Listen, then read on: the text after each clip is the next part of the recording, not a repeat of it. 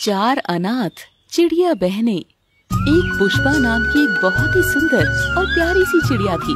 पुष्पा चिड़िया पिंकू चिड़िया से बहुत प्यार करती थी, इसीलिए बहुत जल्द वे दोनों शादी कर लेते हैं। शादी के बाद पुष्पा चिड़िया गर्भवती हो जाती है। देख पुष्पा, कान खोल कर सुन ले, मुझे सिर्फ बेटा ही चाहिए, मुझे बेटियों से कोई लगाव नहीं है। ये आप कैसी बातें कर रहे हैं? बेटा या बेटी होना ईश्वर के हाथ में है, इसमें मैं क्या कर सकती हूँ? तुम कुछ नहीं करोगी तो कोई बात नहीं, मैं तो कर सकता हूँ ना।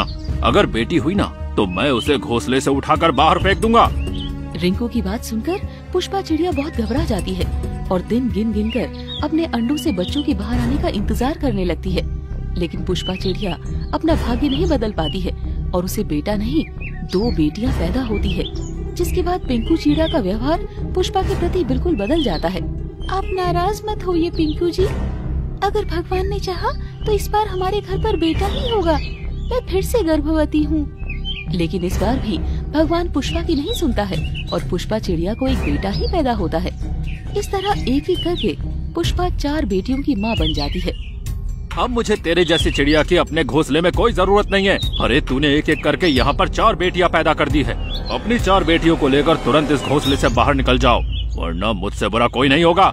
मैं अब दूसरी चिड़िया से शादी करूंगा, मेरा तुझसे कोई वास्ता नहीं है।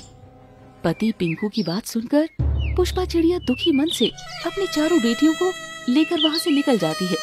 कुछ दूर जाने पर तेज बारिश शुरू हो जाती है।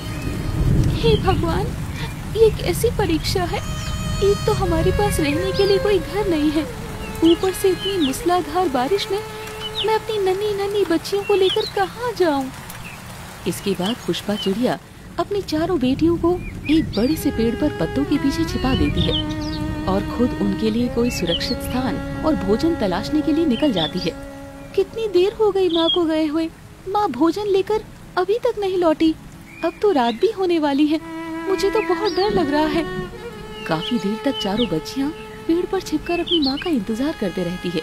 लेकिन जब पुष्पा चिड़िया नहीं लौटती तो बड़ी बेटी रूपा माँ को ढूंढने के लिए निकल जाती है। माँ, ये क्या हो गया आपको? आप तो हमारे लिए भोजन लेने गई थी ना, अब हमारा क्या होगा? हम 4 बहनें कहाँ जाएंगे? कौन हम बहनों का ध्यान रखेगा? रूपा चिड़िया की रोने की आवाज सुनकर पास में रहने वाला गट्टू कबूतर वहाँ आ जाता है।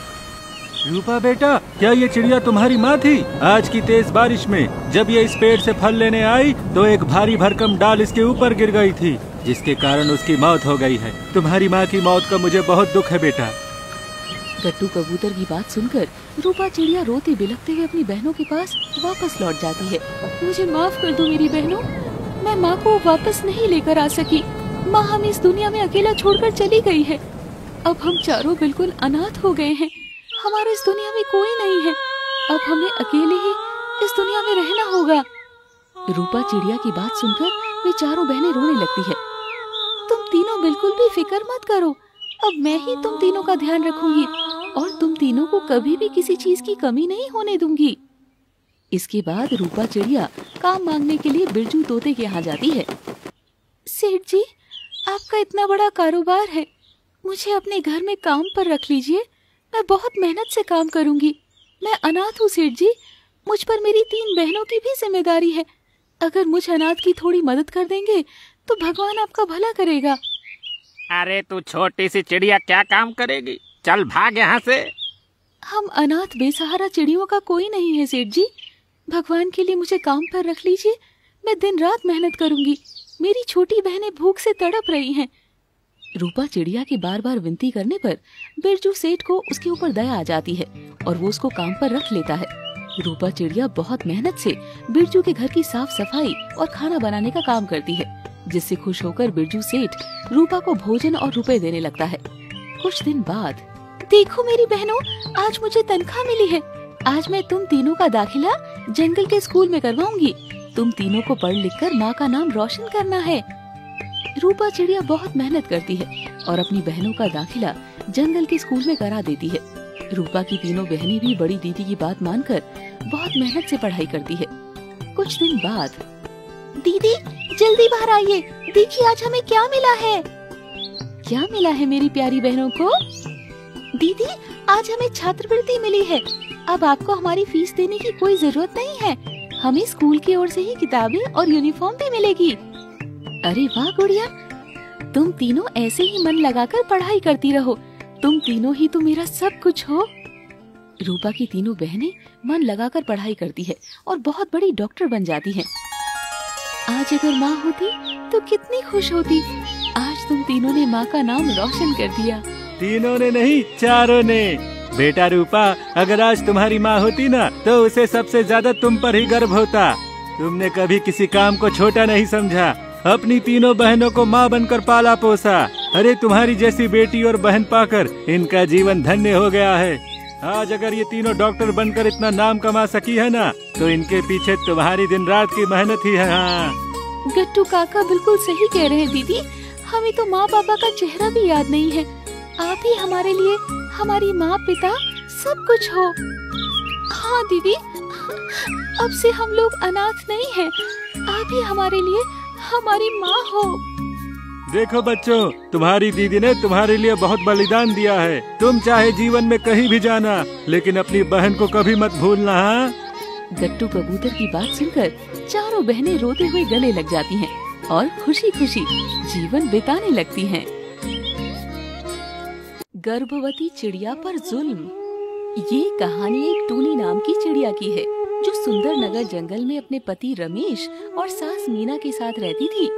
टूनी चिड़िया बहुत ही सीधी सादी सी चिड़िया थी, लेकिन उसकी सास मीना बहुत ही गुस्सैल स्वभाव की थी। अरे ओ टूनी, जरा इधर तो आ। क्या बात है माँ जी, आप इतने गुस्से में क्यों हैं? मुझसे कोई गलती हो गई क्या? अरे गलती तो मुझसे हो गई जो तेरी जैसी अच्छी सूरत देखकर अपने इकलौते बेटे की शादी तुझसे करा दी। जिस दिन से इस घर में आई है मनहूसियत फैला रखी है। ना तो तुझे घर का कोई काम ढंग से करना आता है, ना ही खाना बनाना आता है। मेरी तो किस्मत ही फूट गई तुझे बहू बनाकर। आप ऐसी बातें क्यों कर रही हैं माँ जी? मैंने तो घर का सारा काम कर दिया है और आपकी पसंद का भोजन भी तैयार कर दिया है। अच्छा, अब तो मुझसे जुबान भी लड़ाएगी? तेरी इतनी हिम्मत? इतना कहकर मीना चिड़िया अपनी बहू टूनी को एक तमाचा मार देती है। बेचारी टूनी चिड़िया अपमानित सी होकर रोते हुए वहाँ से चली जाती है। कुछ देर बाद, माँ जी पता नहीं आज तो मेरी तबीयत बहुत खराब लग रही है। चाहकर भी मैं उठ नहीं पा रही हूँ।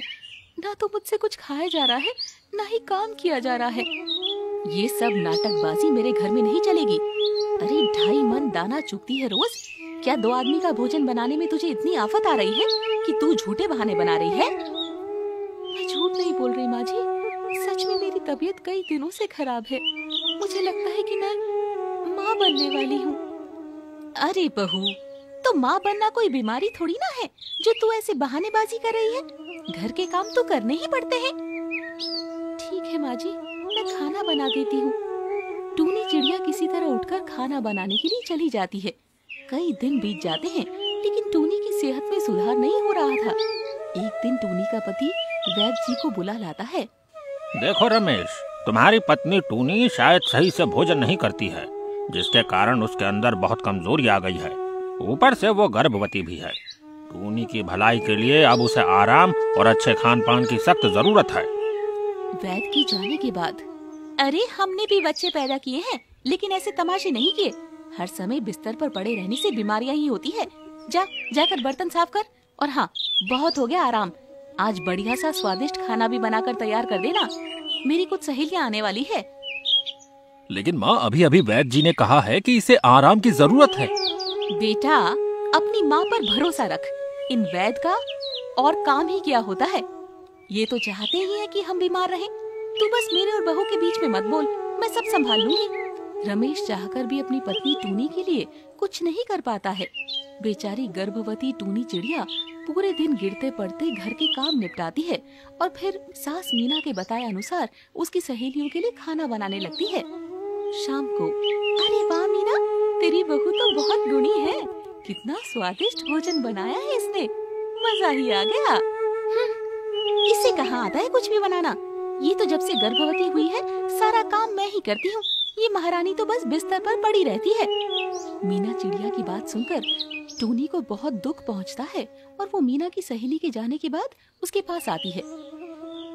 माँ जी, आपने अपनी सहेलियों से झूठ क्यों कहा कि मैं कोई काम नहीं करती? मैं तो दिन रात काम में लगी रहती हूँ, फिर भी आप मुझसे ऐसा व्यवहार क्यों करती हैं? अरे पेट में बच्चा क्या आ गया है? महारानी के तो तेवर ही बदल गए हैं। सास से बात करने की तमीज भी भूल गई है क्या? आज मैं तुझे याद दिलाती हूँ कि सास क्या होती है। इतना कहकर मीना चिड़िया पहले तो टूनी की डंडे से पिटाई कर देती है और फिर उसे एक जोरदार धक्का मार देती है। टूनी चिड़िया जमीन पर गिर जाती है। आह! ये आपने क्या कर दिया माँ जी? मुझे बहुत दर्द हो रहा है, लगता है मेरा बच्चा नहीं रहा। बेचारी टूनी चिड़िया दर्द से तड़प उठती है। टूनी की ऐसी हालत देखकर रमेश उसे तुरंत अस्पताल ले जाता है। टूनी की हालत बहुत गंभीर है। मेरे समझाने के बाद भी तुमने बिल्कुल भी ध्यान नहीं दिया। टूनी का बच्चा अब नहीं बचा है। डॉक्टर साहब, मेरी पत्नी टूनी तो ठीक है ना? उसकी जान को तो कोई खतरा नहीं है ना? अभी तो वो ठीक है, लेकिन तुम्हें उसका बहुत ध्यान रखना होगा। जो हुआ सो हुआ, अब मैं किसी की बात नहीं सुनने वाला। अब मैं खुद अपनी पत्नी का ध्यान रखूंगा। मुझे माफ कर दो टूनी। अगर मैंने सही समय पर आवाज उठाई होती तो आज हमारा बच्चा सही सलामत हमारे साथ होता। सब मेरी ही गलती है, मैं कुछ नहीं बोला, इसीलिए माँ के अत्याचार बढ़ते ही चले गए। अगर मैंने तुम्हारा साथ दिया होता तो माँ की इतनी हिम्मत नहीं बढ़ती। छोड़िए ना जी, शायद हमारे भाग्य में यही लिखा था। आप खुद को दोष क्यों देते हैं? 2 दिन बाद टूनी हॉस्पिटल से घर लौट आती है और धीरे धीरे अपना गम भुलाकर घर के कामों में जुट जाती है। कुछ दिन बाद, सुनिए, मुझे लगता है मैं फिर से गर्भवती हूँ। मेरी तबीयत आजकल कुछ सही नहीं रहती। लो जी, फिर से महारानी के नाटक चालू हो गए। लगता है इसे फिर से बताना पड़ेगा। इतना कहकर मीना चिड़िया गुस्से में टूनी की ओर बढ़ती है। माँ, आपको बिल्कुल भी शर्म नहीं आती है क्या? मेरे एक बच्चे की जान लेकर भी आपको संतोष नहीं हुआ, जो आप फिर से टूनी पर जुल्म करने के लिए आ गई। अरे इस बेचारी टूनी ने आपको खुश करने के लिए क्या कुछ नहीं किया, और एक आप हो जिसने कभी इसे अपने घर की बहू नहीं समझा। अरे आप तो इसे बस एक नौकरानी समझती हैं। अब मैं और मेरी पत्नी इस घर में नहीं रहेंगी। जिस घर में मेरी पत्नी का सम्मान नहीं, मैं वहाँ नहीं रुक सकता। इतना कहकर रमेश टूनी को लेकर घर छोड़कर चला जाता है। टूनी की सास मीना अपने किए के लिए बहुत माफी मांगती है, लेकिन कहते हैं ना कि अब पछताए होत क्या जब चिड़िया चुग गई खेत। और इस तरह मीना चिड़िया अपने घोंसले में अकेली रह जाती है।